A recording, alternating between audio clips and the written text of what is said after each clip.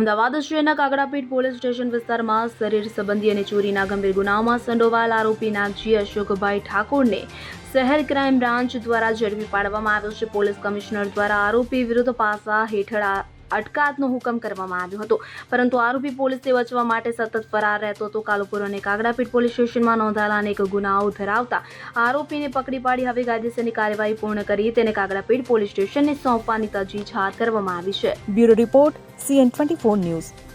હવે જુઓ દેશ દુનિયાની તમામ ખબરો તમારી આંગળીના ટેરવે. ઉઠાવો મોબાઈલ અને Google Play Store પરથી ડાઉનલોડ કરો અમારી CN24 ન્યૂઝ મોબાઈલ એપ.